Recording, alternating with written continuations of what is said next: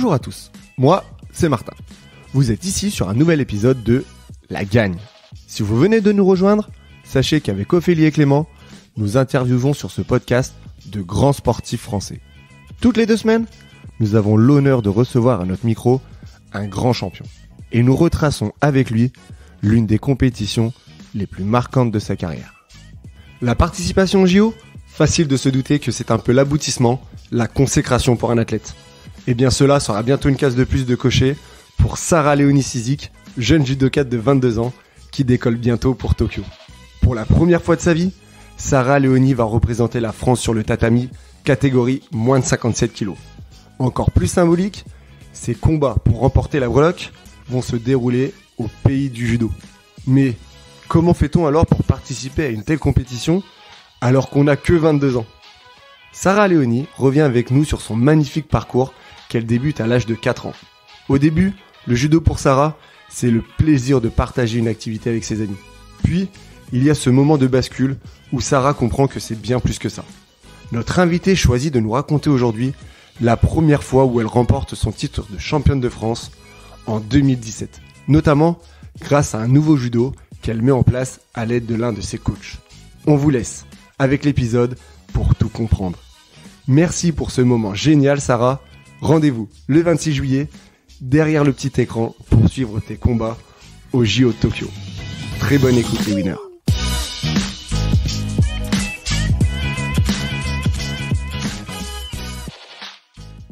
Bonjour Sarah. Bonjour. Merci beaucoup de nous donner cette interview aujourd'hui. Merci à vous. On se rejoint ici donc à l'ACBB Judo, donc à Boulogne-Billancourt. Donc c'est ton club. Oui. Et voilà, donc on est vraiment ravis de t'avoir en face de nous, c'est trop chouette. Tu m'as mis un peu la pression au défi, donc je suis un peu impressionnée, comme dit Martin. Sarah, je vais te demander s'il te plaît de te présenter, nous dire quel sport tu pratiques, ce que tu fais dans la vie, enfin voilà, pour qu'on te connaisse un peu mieux. Alors bonjour à tous, moi je m'appelle Sarah Léonie Cizik, j'ai 22 ans et je fais du judo depuis que j'ai 4 ans. Donc ça fait un moment. Ouais, c'est arrivé très vite dans ta vie. Oui, très vite, assez vite. De base, ma mère voulait qu'on fasse un sport de combat, donc plus du karaté. Je pense par rapport au film, le judo c'était pas non plus très connu à cette époque-là. Et sauf que dans mon village en Picardie, il y avait pas vraiment de karaté, de club de karaté, donc c'était un peu compliqué de trouver un club. Et elle nous avait mis temporairement, j'insiste sur le temporairement, au judo du coup avec mon petit frère. Donc ton petit frère aussi, il est... C'est ça.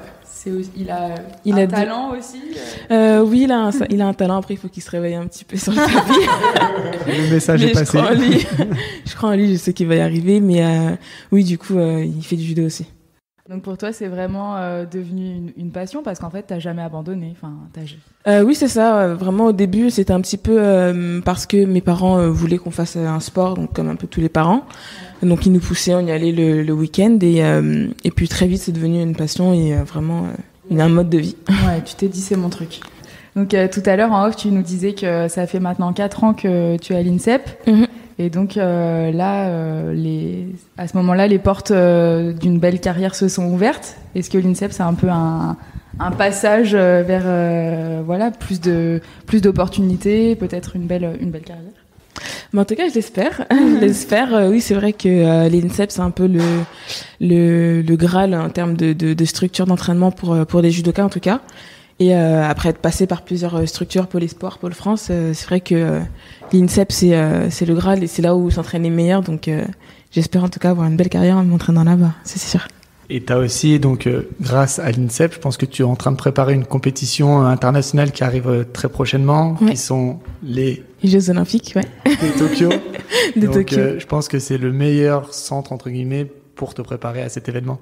Oui, ça c'est sûr que après, je pense que il y a d'autres manières de s'entraîner, mais en tout cas, à l'INSEP, il y a les meilleurs, donc c'est sûr qu'on peut que bien s'entraîner en étant là-bas. Et ça peut que nous donner en tout cas du plus pour pouvoir réussir à une compétition comme celle-là, ça c'est sûr. Salut Sarah, merci d'être en face de nous. On est vraiment très heureux de t'accueillir au micro de la Gagne Podcast. Moi je voulais savoir, donc tu n'es pas de la région parisienne, ça fait 4 ans que tu es sur Paris. Comment tu as eu ce contact en fait de l'INSEP? C'est toi qui t'es inscrit ou par rapport à tes résultats en fait on t'a intégré à cette structure de l'INSEP? En fait, ça se fait un peu des deux en fait. Je dirais un peu des deux. La première fois moi que je suis sortie de mon club pour aller en Pôle Espoir, donc c'est une structure un peu comme l'INSEP mais avec des gens plus jeunes et une autre manière de s'entraîner. On va dire que c'est une première étape avant de continuer dans les structures. En fait, c'est des recruteurs qui sont venus me voir à la suite d'une compétition et qui nous ont dit que ce serait bien, pourquoi pas, de si on voulait aller plus loin, de pouvoir s'entraîner dans une structure et ainsi de suite. Et ça s'est fait un peu aussi comme ça avec l'INSEP. Après, les résultats, en fait, ils sont un peu venus me voir, me parler un peu de l'INSEP et moi, j'avais aussi cette envie d'aller m'entraîner avec les meilleurs, forcément. Donc, ça s'est fait un peu des deux. Est-ce que tu te rappelles à peu près à quel âge tu as su que tu voulais faire ça et aller le plus loin possible dans ce sport? J'imagine que c'est pas à l'âge de 4 ans. Non. Mais à quel âge à peu près tu t'es dit, punaise, j'ai quand même un réel talent et je peux aller loin? Je dirais que c'est vraiment dans l'adolescence, vers 13-14 ans, vraiment quand je suis rentrée en Pôle Espoir, en fait, puisque même pas un an avant ça, j'avais envie d'arrêter. Parce que je me rendais compte que mes copines qui faisaient du judo avec moi en club, elles faisaient plus de judo. Elles avaient arrêté, donc je me retrouvais qu'avec des garçons et j'avais un peu cette impression de sacrifice, de pas pouvoir m'amuser avec mes copines, des anniversaires et un peu tout ça. Donc je voulais arrêter pour aucune raison vraiment valable, vraiment parce que j'avais envie d'arrêter. Et mes parents m'ont forcé à continuer. Ils m'ont dit qu'on n'arrêtait pas comme ça sur un coup de tête. Quelque chose qui nous avait pris autant de temps et que c'était bien d'aller au bout de certaines choses. Et donc j'ai commencé à faire du coup plus de compétitions et du coup je suis rentrée en Pôle Espoir et là je me suis dit c'est vrai que ça peut être bien de continuer à gagner, de continuer de monter en tout cas en haut niveau. Ouais. Le fait aussi de performer, ça t'a donné envie aussi. Oui, c'est ça. Voilà, de remporter des compètes, de monter sur des podiums, je pense que ça donne envie et de continuer. C'est ça, c'est exactement ça qui m'a donné envie de continuer. Tu as dit que tu avais 22 ans, mais tu as déjà un petit palmarès derrière toi. Récemment, tu as fait 3e au championnat d'Europe. Oui. Donc, déjà, félicitations, c'est une Merci sacrée beaucoup. Performance. Et tu as quoi d'autre comme titre à 22 ans? Je suis double championne de France senior. On a fait 2 au championnat du monde par équipe. J'ai fait 5e cette même année en individuel. 5e aussi au championnat d'Europe, mes premiers championnats d'Europe senior. Et là, récemment, 2e aussi au master. Donc un master, je sais pas si vous voyez un peu ce que c'est. C'était master de Doha, c'est ça? C'est ça, à Doha. C'est en gros, ils réunissent par KT les 36 meilleurs de la ranking list. Donc la ranking list, c'est là où est recensé les meilleurs de chaque catégorie, de tous les pays. Et sur ce système de points, en fait. Et cette compétition-là, elle recense les 36 meilleurs. Donc, c'est une très grosse compétition. Est-ce que tu peux nous rappeler ta catégorie? Les moins de 57 kilos. Moins de 57 kilos, donc tu vas représenter la France aux Jeux Olympiques de Tokyo pour les moins de 57 kilos. C'est ça. Oh, cette classe. Comment t'as appris cette nouvelle? Cette nouvelle, je l'ai appris, le responsable des équipes de France masculines et féminines m'a appelé. Donc il nous a appelé individuellement pour nous annoncer les sélections en amont. J'imagine que t'étais pas la seule qui avait envie de représenter la France en moins de 50 ans. Non, je pense qu'il y en avait plus d'une en tout cas. Et il nous a appelé et il nous a annoncé du coup individuellement les sélections pour les 4 prochaines compétitions qui arrivent. D'accord. Et du coup ton sentiment là, c'est un sentiment de fierté, un peu de dire le travail que j'ai réalisé depuis l'âge de 4 ans, c'est un peu un objectif. C'était un peu un objectif de participer à des JO? Oui, bien sûr. Surtout quand j'ai commencé à performer, à connaître un petit peu, parce que c'est vrai qu'en termes général, je ne suis pas énormément le sport. À part le judo, et encore même le judo, j'ai un peu du mal à regarder à la télé. À la télé, je préfère le pratiquer.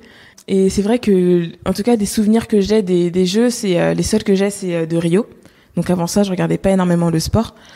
Et c'est vrai que je me suis dit, j'aimerais vraiment pouvoir y aller, surtout quand j'ai vu Rafaela gagner en 57. Je me suis dit, non mais c'est génial. Elle était en plus à Rio, donc forcément elle était contente. Rafaela Silva, donc la brésilienne qui gagne en 57 à Rio. Et je me suis dit, franchement, j'ai trouvé ça vraiment impressionnant et incroyable, et j'avais envie de faire pareil. J'avoue. Pourquoi pas moi?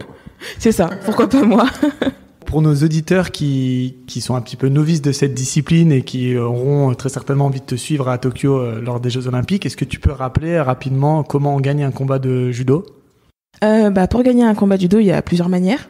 La première, bien sûr, c'est mettre ippon, donc c'est mettre l'adversaire sur le dos. donc le faire tomber sur le dos avec une prise. Là, le combat s'arrête. Il y a aussi une manière de gagner. En fait, c'est ce système de points. Donc le hippon, aujourd'hui, ça a un peu changé, mais du coup, hippon, tu gagnes d'un coup. On peut marquer aussi par 2 wasaris. Donc wasari, c'est quand tu... Bon, c'est un peu plus compliqué aujourd'hui. Les règles changent beaucoup, mais c'est quand tu tombes un peu plus sur la tranche. Quand t'es pas complètement sur le dos. Donc là, aujourd'hui, tu marques wasari. Et quand tu marques 2 fois wasari, tu gagnes aussi. Et il y a aussi les pénalités. Donc les pénalités, c'est... il y a plusieurs raisons d'en avoir. Mais quand tu arrives à 3 pénalités, là aussi, en fait, c'est éliminé d'office. Et du coup, tu gagnes aussi. Voilà. Le combat dure bien 4 minutes aussi, chez vous ? C'est ça, 4 minutes. Et puis, s'il n'y a pas de marque ou de gagne avant, ça c'est prolongé à indéterminé. Golden score. Golden score, c'est ça. Qui peut durer... Qui peut durer très longtemps. Qui peut durer très longtemps. Et il y en a qui ont duré 10 minutes facile. Donc, ça fait 14 minutes de combat en non-stop. Qu'est-ce qui t'a plu dans le judo ? Est-ce que c'est justement le fait d'aller au combat ? Ce qui m'a plu au début, c'était vraiment le fait d'être avec mes amis. Je vais être honnête, c'était vraiment le fait de m'amuser avec mes amis, d'avoir une activité quand j'étais plus jeune. Et puis en fait, c'était vraiment après le fait de pouvoir un peu se libérer et vraiment faire tomber les gens, c'est satisfaisant, mine de rien. Comme j'arrête pas souvent de dire, je me dis mais je me rends pas compte que je fais un sport où je fais tomber des gens. Donc en fait, c'est pas naturel en tout cas pour quelqu'un de tomber, mais moi je tombe tous les jours, je fais tomber des gens tous les jours. Et non, c'est vrai qu'au début, c'était un peu ça. Et moi qui suis quelqu'un de aussi très timide et réservé dans la vie de tous les jours, beaucoup moins maintenant, mais en tout cas quand j'étais jeune, j'étais vraiment une autre personne sur le tapis. Et du coup, c'était vraiment un moyen de m'exprimer ce que j'arrivais pas à dire dans la vie de tous les jours. Il y a eu aussi, tout à l'heure, on s'est entretenu un petit peu avec Johan. Et donc il nous a donné un petit secret sur toi. Il y a eu un déclic à un moment de ta carrière parce que oui, voilà, les judokates, il y a des gauchers et des droitières. C'est ça. Et est-ce que tu peux nous expliquer un petit peu ce déclic avant que je le dévoile aux auditeurs, que ce soit toi qui leur en informe. Je te laisse la parole. Eh bien, déjà, faut savoir que quand on commence le judo, le fait d'être droitier ou gaucher, c'est pas la même chose que d'être droitier ou gaucher dans la vie de tous les jours. Donc, écrire de la main droite ou écrire de la main gauche. Et souvent, pour apprendre le judo, enfin n'importe quel sport à quelqu'un, par exemple, pour quelqu'un qui va apprendre le tennis, on va mettre la raquette dans la main qu'il préfère tenir. Et pour le judo, c'est un peu pareil. Donc, moi, étant droitière dans la vie de tous les jours, on me dit de tenir ma garde en droitière. Tenir ta garde, c'est prendre la manche de ton adversaire avec la main gauche, avec la main gauche, et de prendre, du coup, mettre ma main droite au revers. Et donc j'ai fait quasiment une très bonne partie de ma petite carrière, en tout cas à cette époque-là, en droitière, jusqu'à arriver en cadette, où en fait j'avais un judo un peu spécial. J'avais la garde droitière, mais j'attaquais énormément à gauche. Donc sans vraiment le vouloir, j'attaquais aussi à droite, mais beaucoup à gauche aussi.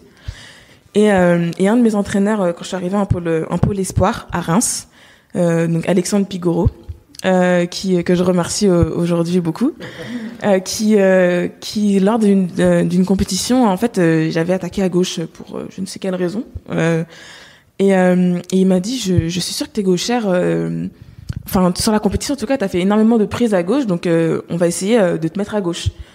Et à ce moment-là, je gagnais pas énormément de compétition. J'arrivais à faire peut-être un petit peu de combat, de gagner quelques combats, mais je gagnais pas de compétition. J'étais pas tout le temps, en tout cas très rarement sur le podium. Et du coup, il m'a dit on va passer à gauche. Donc pendant l'entraînement, du coup, il me forçait à rester à gauche. Donc ça veut dire avoir ma main gauche au revers et donc tenir la manche avec ma main droite et de combattre, de faire tomber, donc tout réapprendre à gauche, forcément, puisque j'avais, il me semble, 15 ans, si je dis pas de bêtises, 14-15 ans. Donc ça faisait 10 ans que tu faisais l'inverse. C'est ça. Ça faisait très longtemps qu'en tout cas que j'étais en droitière, que je faisais mes techniques, mes combats en droitière. Et donc j'ai commencé à faire des combats à gauche, donc il me forçait à faire des combats à l'entraînement à gauche. Et il s'est rendu compte que je faisais beaucoup mieux tomber, beaucoup plus en tout cas. Et donc il hurle les gens en disant elle est gauchère, je suis sûre qu'elle est gauchère. Et donc forcément sur les compétitions il m'a dit tu restes à gauche.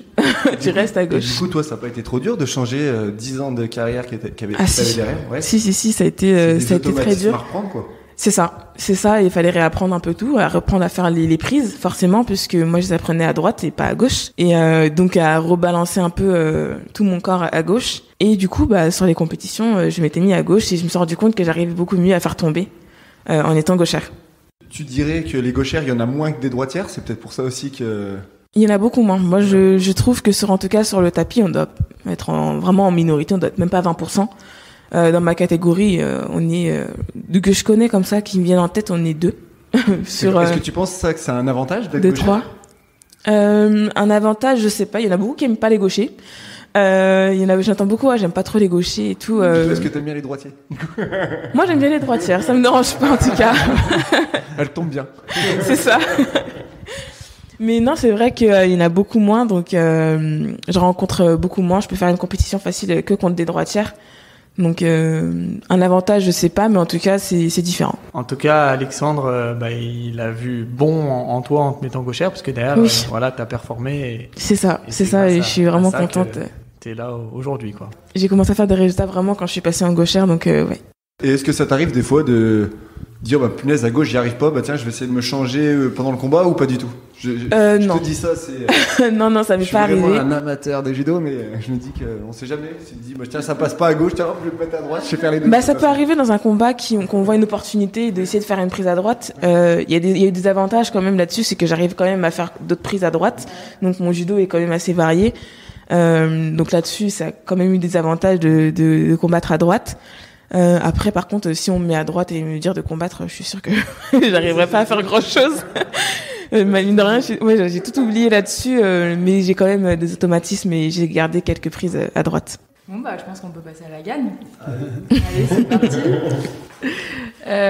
Donc, Sarah Léonie, on va te demander, s'il te plaît, de revenir sur un événement bien particulier qui t'a marqué dans ta carrière. Alors, il y en a un qui m'a bien marqué, c'était la première fois que j'ai fait championne de France. Parce que quand j'ai fait championne de France, j'étais, en tout cas ce jour-là, vraiment déterminée à aller gagner cette compétition. Et j'avais jamais fait championne de France avant, donc que ce soit cadette ou junior, j'étais toujours terminée sur le podium ou deuxième ou troisième. J'avais jamais gagné. Et j'avais un petit peu ce goût d'inachevé parce que dans mes objectifs au judo, mon premier c'était d'avoir ma ceinture noire. Un peu comme tout judoka, je pense. Donc je l'ai obtenu à 15 ans et après ça, je m'étais dit il faut que je sois championne de France avant de rêver des Jeux, bien sûr. Et donc quand j'étais championne de France, ça a été vraiment le Graal. J'étais vraiment super heureuse et surtout quand j'ai réitéré la place, j'étais super heureuse et cette journée, en tout cas, je vais m'en souvenir toute ma vie, ça c'est sûr. Ah ouais, là t'as décoché le truc sur la... C'est ça. Franchement, j'avais fait un pas dans le monde des grands et j'étais super heureuse. Bon, on va revenir un peu plus en détail du coup sur cette compétition. Donc ça se déroule sur une seule journée. C'est ça. On va se projeter directement en demi-finale parce que tu as oublié un petit peu les tours d'avant, mais tu nous as dit que voilà, la demi-finale et la finale étaient ancrées dans ta tête. Donc est-ce que tu peux un petit peu nous expliquer cette demi-finale, contre qui déjà c'est et quel est ton état d'esprit avant celle-ci? Ma demi-finale était contre une fille qui s'appelle Véronique Mandingue, qui est une très bonne amie aujourd'hui et qui en tout cas était très forte. Je me souviens que la première fois que j'ai rencontré Véronique, c'était lors d'un stage. Donc j'étais jeune. On n'a pas énormément d'âge de différence, on doit avoir 1 an ou 2, mais j'étais très jeune et je la trouvais super forte. Elle avait énormément de force. Et elle arrivait à me soulever avec une facilité que, franchement, je trouvais dingue, en tout cas, à cette époque-là. Et donc, je la rencontre en demi-finale. Et il faut savoir que Véronique est plus petite que moi en taille. Et donc, en fait, elle bouge énormément. Donc, elle est très dure à faire tomber. Et donc, cette demi-finale-là, j'ai réussi à la surprendre avec un Uchimata. Un peu Uchimata Negoshi et même Makekomi. Donc, c'est des prises un peu similaires à gauche. Et donc, je me suis dit, je vais en finale. À ce moment-là, je me suis vraiment dit, je vais en finale des championnats de France. Donc, déjà, je sais que je serai pas 3e. Donc, j'étais vraiment contente, j'étais vraiment heureuse. Donc, je sors de cette finale et je vais voir mes parents et je leur dis, oui, je vais en finale et tout. J'étais vraiment contente.